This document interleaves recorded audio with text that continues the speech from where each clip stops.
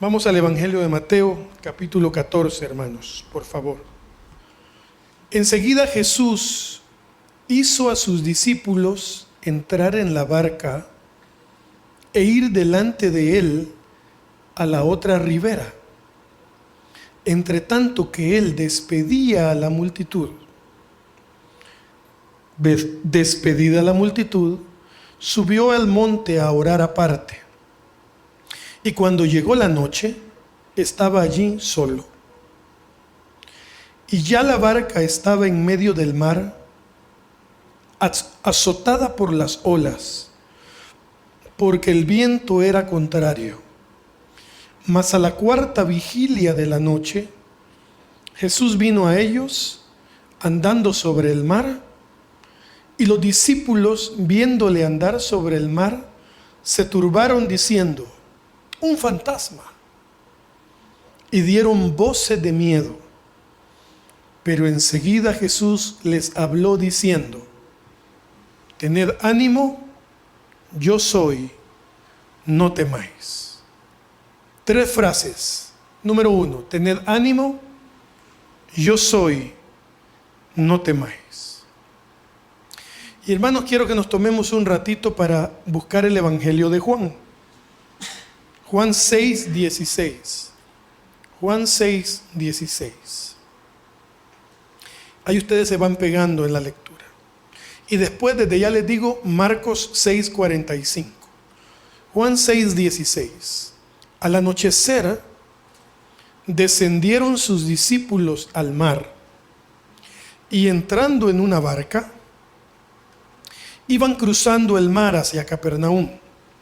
Estaba ya oscuro, y Jesús no había venido a ellos, y se levantaba el mar con un gran viento que soplaba. Cuando habían remado como 25 o 30 estadios, vieron a Jesús que andaba sobre el mar y se acercaba a la barca, y tuvieron miedo. Mas él dijo: yo soy, no temáis. Ellos entonces con gusto le recibieron en la barca, la cual llegó enseguida a la tierra donde iban. Marcos 6, 45. Hizo a sus discípulos entrar en la barca e ir delante de él a Betsaida y en la otra ribera. Entre tanto que él despedía a la multitud. Y después que los hubo despedido, se fue al monte a orar. Y al venir la noche, la barca estaba en medio del mar, y él solo en tierra. Y viéndole remar con gran fatiga, porque el viento les era contrario, cerca de la cuarta vigilia de la noche, vino a ellos andando sobre el mar, y quería adelantárseles. Viéndole ellos andar sobre el mar, pensaron que era un fantasma, y gritaron, porque todos le veían y se turbaron. Pero enseguida habló con ellos y les dijo: tened ánimo, yo soy, no temáis. Y subió a ellos en la barca, y se calmó el viento, y ellos se asombraron en gran manera, y se maravillaban, porque aún no habían entendido lo de los panes, por cuanto estaban endurecidos sus corazones.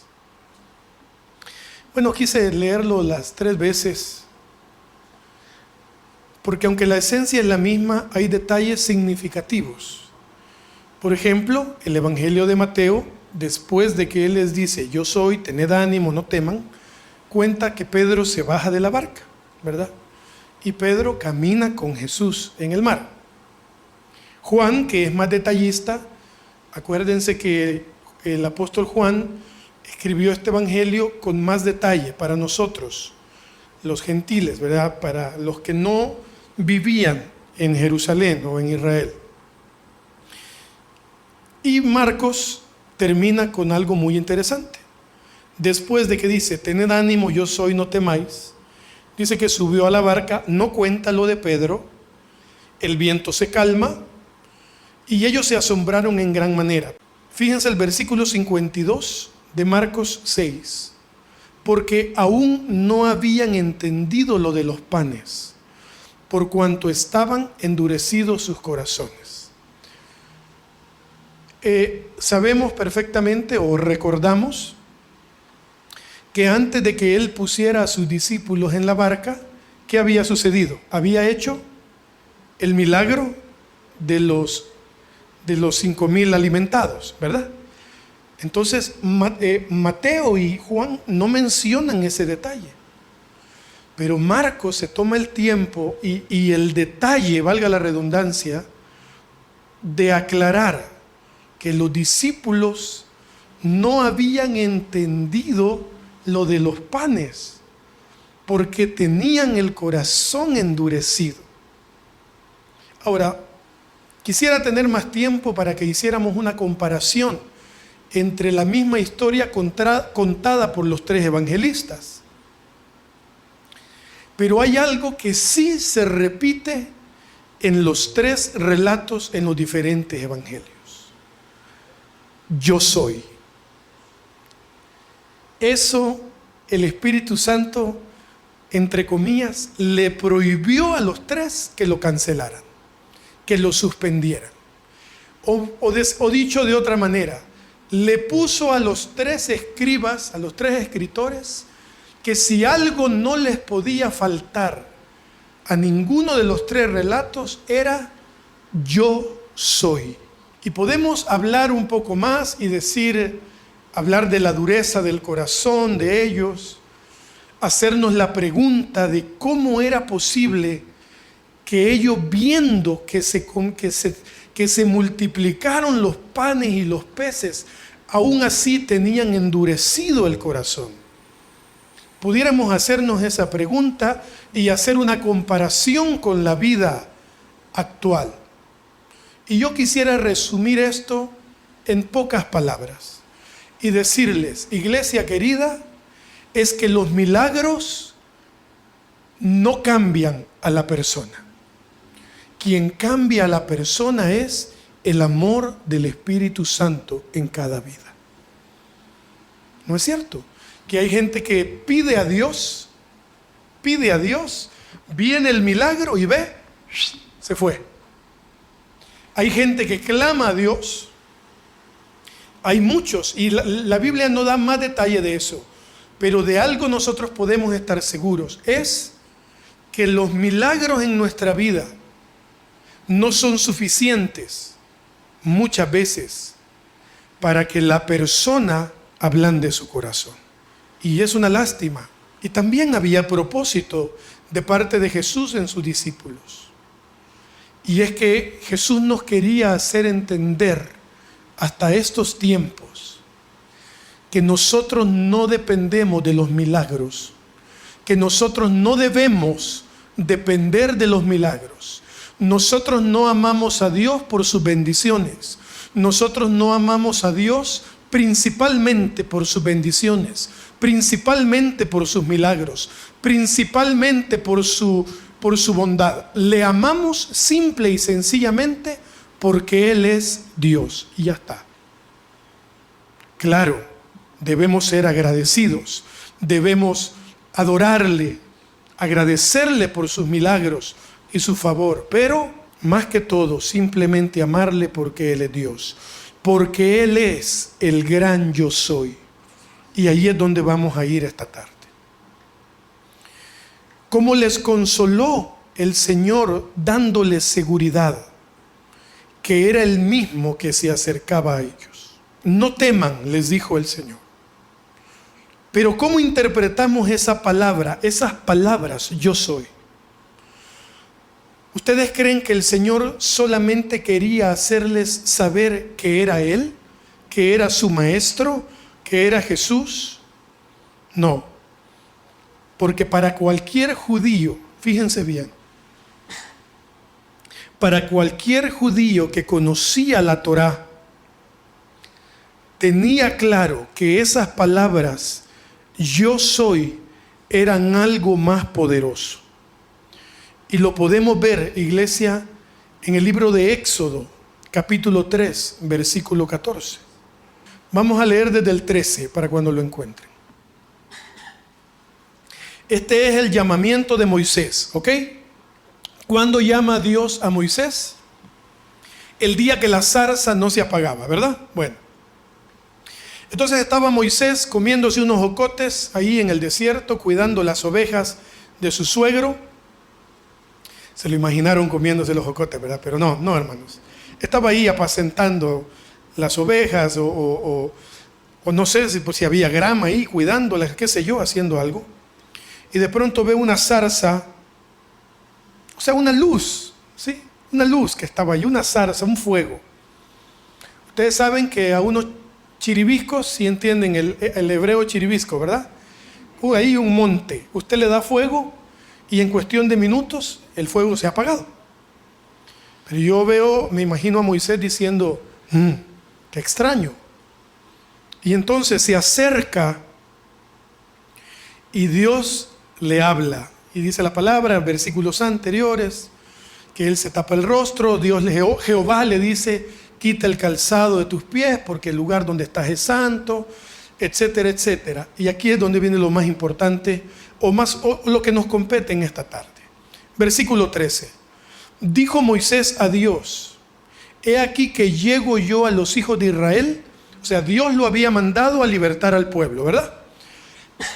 Moisés a Dios le dijo, he aquí que llego yo a los hijos de Israel y les digo, el Dios de vuestros padres me ha enviado a vosotros. Si no me creen, es lo que Moisés quiere decir, y me preguntan, ¿cuál es su nombre? ¿Qué les puedo yo responder? Y respondió Dios a Moisés, yo soy el que soy. Y dijo, así dirás a los hijos de Israel, yo soy, me envió a vosotros. Además dijo Dios a Moisés, así dirás a los hijos de Israel, yo soy, me envió a vosotros. Además dijo Dios a Moisés, me estoy cruzando, así dirás a los hijos de Israel, Jehová, el Dios de vuestros padres, el Dios de Abraham, Dios de Isaac y Dios de Jacob, me ha enviado a vosotros. Este es mi nombre para siempre. Con él se me recordará por todos los siglos. Yo soy. Imagínense, no sé si es la primera vez que Dios da su nombre en la palabra, pero es la primera vez que veo yo que lo dice con tal autoridad.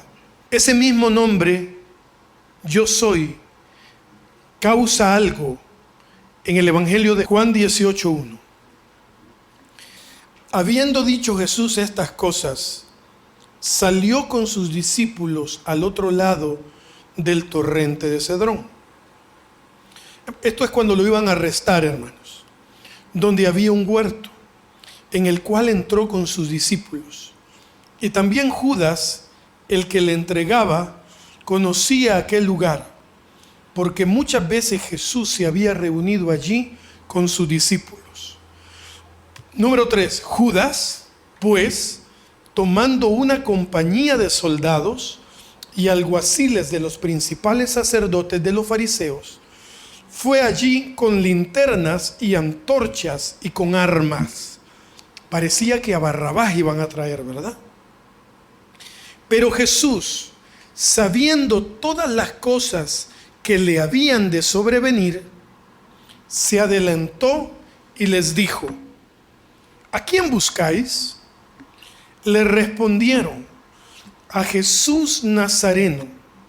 Jesús le dijo, ¿qué? Yo soy. Y estaba también con ellos Judas, el que le entregaba. Y miren esta parte maravillosa, hermanos. Cuando les dijo, yo soy, retrocedieron y cayeron a tierra. ¿Sí?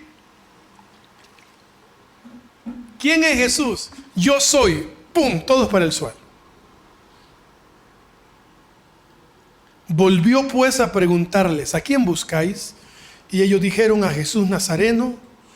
Respondió Jesús, os he dicho que yo soy, pues si me buscáis a mí, dejad ir a estos, etcétera, etcétera. Pedro le corta la oreja al siervo, etcétera, etcétera. Pero yo aquí quiero que vayamos y volemos en nuestra mente. Vienen los soldados, vienen todos y no reconocen a Jesús. Y yo le puse a este pasaje el extraordinario poder de Jesús. El extraordinario poder de Jesús. Primero, ¿a quién buscáis? Hermanos, iba Judas con ellos. Esos soldados habían visto a Jesús miles de veces en su vida. Entonces llegan y les pregunta a Jesús: ¿a quién buscáis? A Jesús de Nazaret. Yo soy. Y todos para el piso. Y le vuelve a preguntar. O sea, llega porque todos están en el suelo. Todos en el piso, güey. Y les dice: ¿a quién es que buscan? ¿A quién es que buscan? Todos en el suelo. Me imagino yo que algo zombie, ¿verdad? A Jesús de Nazaret buscamos. ¿Qué parte no entendieron? Que yo soy Jesús. Hermanos, ese gran yo soy que le habló a Moisés, ese gran yo soy que poder sale de él para con los soldados, ese mismo gran yo soy es el gran yo soy que está con nosotros ahora. Por eso les dije, no es un mensaje muy teológico el de hoy. Y yo quiero mencionar, para que no temamos, porque aunque me he concentrado en la frase yo soy, hay otra que Jesús les dice a los discípulos: no tengan temor, no tengan temor. Hermanos, vivimos tiempos de malas noticias, ¿cierto o no? ¿Cierto? Y la palabra del Señor dice que nosotros no tendremos temor de malas noticias. Y si nuestro corazón, por alguna razón, aún está un poco endurecido, como le sucedió a los discípulos, es tiempo de decirle al Señor: Padre, te entrego mi corazón, no quiero que esté endurecido. Hermanos, porque un corazón endurecido no es sensible al Espíritu Santo. Y en este tiempo nosotros nos urge que nuestro corazón sea sensible al Espíritu Santo. ¿Por qué? Por dos razones principales que quiero mencionar esta tarde. Me cayó bien la pastilla, mi amor, muchas gracias. No, esa no es una razón. La que voy a decir a continuación. La primera: cuidado con lo que nuestros oídos van a escuchar los próximos semanas, meses. Cuidado con los engañadores que se van a levantar. Número uno. Y número dos, debemos estar preparados para las malas noticias que el mundo tiene. Preparados para eso y el corazón sensibilizado para saber que a los hijos de Dios, para nosotros, en Cristo, lo mejor sí está por venir. ¿Qué quiero decir con esto? El mundo dice: no teman, porque lo mejor está por venir. El eslogan del candidato presidencial que ganó las elecciones del 2004, ahí ustedes hagan la cuenta, su eslogan era: con tu trabajo y el mío, lo mejor está por venir. Y decía cosas como: las mujeres nunca estarán solas, pero bueno, ese es otro tema. Con tu trabajo y el mío, lo mejor está por venir. Hermanos, este candidato presidencial se equivocó, porque para el mundo las cosas no vienen mejores. Pero para la iglesia del Señor hay algo bueno que pronto vendrá. Hay algo maravilloso que pronto esperamos. Hay algo bueno que viene para nosotros. ¿Qué es? Que aunque a pesar de las situaciones difíciles, las familias en Cristo pueden estar unidas. Nosotros podemos mantener el gozo y podemos mantener nuestra llama encendida del don de Dios dentro de nosotros. Hermano, Jesús dijo en el capítulo 24 de Mateo: Tengan cuidado, porque la maldad se incrementará y a causa de eso el amor de muchos se enfriará. Aquí es donde nuestras antenitas, metafóricamente hablando, claro está, debemos tener ese radar bien puesto, bien alerta, ¿sí? Bien alerta. ¿Por qué? Porque las situaciones de la vida se van a complicar. Habrá momentos complicados, difíciles, pero el gran yo soy estará con nosotros. Habrá momentos en los que no nos va a hacer el milagro de un día para otro. Para los que estuvieron aquí el domingo pasado o escucharon la prédica, yo conté de esos milagros que de un momento para otro, pero hay días que no va a pasar eso. Hay días que Dios nos va a hacer pasar por el desierto. Lo importante es que Él nos va a tomar de la mano para pasar por el desierto. No nos va a faltar el agua, no nos va a faltar la columna de nube y no nos va a faltar la columna de fuego que nos alumbre el camino y nos dé calor por la noche. No nos va a faltar la columna de nube que nos tape del sol y nos quite el calor durante el día. Por eso es que comparamos a los problemas con un desierto, porque el desierto, dicen los que han estado allí, que por las noches es lo más frío del mundo, pero por el día es lo más caliente que podamos sentir. El Señor nos va a tomar de la mano, Él nos va a ayudar, pero iglesia, no descuidemos la palabra del Señor. Cuidado con lo que oímos. Cuidado con lo que nos dicen por otro lado. Cuidado con ese evangelio que se vende. Hermanos, cuidado con los anticristos que se levantan, con los apóstatas. Cuidado con los que venden una fe barata y sencilla. Que me perdone quien me quiera perdonar, pero la fe no es barata ni sencilla. La fe en el Señor tiene un alto precio. Primero renunciar a mí, morir a mí. Con Cristo estoy juntamente crucificado y ya no vivo yo, mas Cristo vive en mí. Y lo que ahora vivo en la carne, la vivo en la fe del Hijo de Dios que murió y se entregó a sí mismo por mí.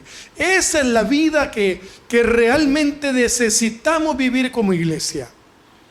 No es un evangelio sencillo. No es ven a Cristo y los problemas se terminan. No es ven y resguárdate aquí y todas las cosas te van a salir bien. Esa es una mentira, iglesia. Nosotros debemos saber y estar preparados que la vida no va para mejor, que las situaciones se van a complicar, pero mantener la convicción que les dije hace un rato. Para nosotros en Cristo lo mejor sí está por venir, y no hablo de dinero y no hablo de posesiones materiales y quizás no hablo de una salud perfecta, sino que hablo de que todo lo tenemos en Cristo, de que si Él es nuestro pastor nada nos faltará. ¿Por qué? Porque si tenemos a Cristo lo tenemos todo. Si tenemos su presencia, podemos ser felices, podemos gozarnos aún en medio de la dificultad. Podemos tener gozo aún cuando hay enfermedad. Podemos tener alegría aún cuando hay separación de seres queridos. Juan 10:9 dice: yo soy la puerta. El que por mí entra será salvo, y entrará y saldrá y hallará pastos. Juan 6:35 dice: Jesús les dijo: yo soy el pan de vida, el que a mí viene nunca tendrá hambre, y el que en mí cree no tendrá sed jamás. Juan 6:51 dice: yo soy el pan vivo que descendió del cielo. Si alguno comiere de este pan, vivirá para siempre, y el pan que yo daré es mi carne, la cual yo daré por la vida del mundo. Juan 14:6, lo sabemos todos, ¿cierto? Jesús le dijo: yo soy el camino y la verdad y la vida, y nadie viene al Padre sino por mí. Juan 8:12 dice: otra vez Jesús les habló diciendo: yo soy la luz del mundo, el que me sigue no andará en tinieblas, sino que tendrá la luz de la vida. Juan 15:5 dice: yo soy la vid, vosotros los pámpanos, el que permanece en mí y yo en él, este lleva mucho fruto, porque separados de mí nada podéis hacer. Juan 11:25 dice, le dijo Jesús, yo soy la resurrección y la vida. El que cree en mí, aunque esté muerto, vivirá. Y todo aquel que vive y cree en mí, no morirá eternamente. Jeremías 32:27 dice, he aquí yo soy Jehová, Dios de toda carne. ¿Habrá algo imposible para mí? Isaías 41:13 dice, porque yo soy Jehová tu Dios, quien te sostiene de la mano derecha y te dice, no temas, yo te ayudo. Y Jeremías 41:10, el más famoso, dice, no temas porque yo estoy contigo, no desmayes porque yo soy tu Dios que te esfuerzo, siempre te ayudaré, siempre te sustentaré con la diestra de mi justicia. Y Apocalipsis 1:8 dice, yo soy el alfa y la omega, el principio y el fin, dice el Señor, el que es y que era y que ha de venir, el Todopoderoso. Amén. Hermano, yo no sé qué situación está atravesando usted hoy. No sé qué estará pasando. Conozco algunas peticiones porque tienen la confianza de contárnoslas para orar por ellas. Pero debemos irnos esta tarde de este lugar ubicados en la realidad, hermanos. Debemos vivir ubicados en nuestra realidad de vida. Saber qué tenemos, qué no tenemos. Entender qué somos y qué no somos. Las debilidades que tenemos, las fortalezas que tenemos. Y estar ubicados en nuestra realidad. Yo lucho eso con la gente, no solamente con muchos de ustedes, sino con los diferentes lugares en los que me permite el Señor ir. Yo le insisto a la iglesia del Señor que vivamos ubicados en la realidad en la que estamos. No podemos pretender ser alguien que no somos. Hermanos, cada uno de nosotros conoce su propia debilidad. De la pierna que cojea, el pecado que le agobia. Algunos saben cuánta fe tienen, otros sabemos que nos hace falta mucha fe. Algunos saben el carácter, cómo lo tienen. Otros saben el pecado que hay. Otros saben la enfermedad. Otros sabemos la edad que tenemos. Hace unos días se me trabó el motor del portón, ahí donde vivimos con Andrea. Y me subí valientemente al techo del carro, hermanos. Bajarme fue una odisea, no tienen idea ustedes. Y le digo a Andrea, no hay por dónde bajarme. Uno debe estar ubicado en la edad que va teniendo. Porque se ríen. Me imaginaron queriéndome bajar, ¿verdad? Debemos ubicarnos en nuestro conocimiento. Debemos ubicarnos en la gente que está a nuestro alrededor. Debemos ubicarnos en la familia que tenemos, en los hijos que tienen ustedes, y entenderlo y ser agradecidos por lo que tenemos y no reclamar tanto por lo que no tenemos. Esta tos que me ha dado, yo le digo, Señor, ya me tiene cansado, no me deja cantar, no me deja hablar en paz, no me deja hablar tranquilo. Para muestra un botón. Pero la palabra del Señor dice que debemos ser agradecidos en todo. ¿Cuántas veces le ha dado? El hermano Germán me ha dicho muchas veces a mí, hermano Abraham, las enfermedades para mí han sido de bendición. Hermanos, hay que tener mucho carácter para decir eso. Yo todavía no puedo decirlo. Pero obviamente el hermano Germán ha entendido que sus enfermedades que Dios las ha permitido que Él las tenga, han moldeado su corazón, han moldeado su carácter. Y hermanos, y es que como decía una canción en inglés, some people have to learn in hard way. Algunas personas a veces tenemos que aprender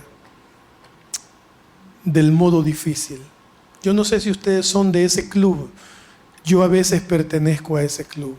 Dios me habla, Dios me dice, pero hasta que me llega algo yo entiendo y digo, Señor, sí, ahora entiendo. Si ustedes son de ese club, bien. Si entienden con la primera, gloria a Dios. Lo importante es que aprendamos. Y lo importante es que tengamos claro que si tenemos poca fuerza, Él es el gran yo soy. Que si tenemos enfermedad, Él es nuestro gran yo soy. Que si tenemos poca fe, que si tenemos poca sabiduría, que si hay desánimo, que si hay miedo, Él es nuestro gran yo soy. Él es quien peleará por nosotros. Él es el que le dijo a Moisés, ve y diles que el gran yo soy te ha enviado. Hermanos queridos, el gran yo soy los ha enviado a ese núcleo que ustedes saben que tienen que ministrar. Yo no sé si son sus hijos, su familia, sus empleados, sus jefes, sus compañeros de trabajo, su iglesia, pero el gran yo soy les ha enviado. Ese gran yo soy que ha estado con nosotros, que está con nosotros y que estará con nosotros hasta el último día de nuestra vida. Padre, gracias por tu amor, por tu misericordia y tu bondad.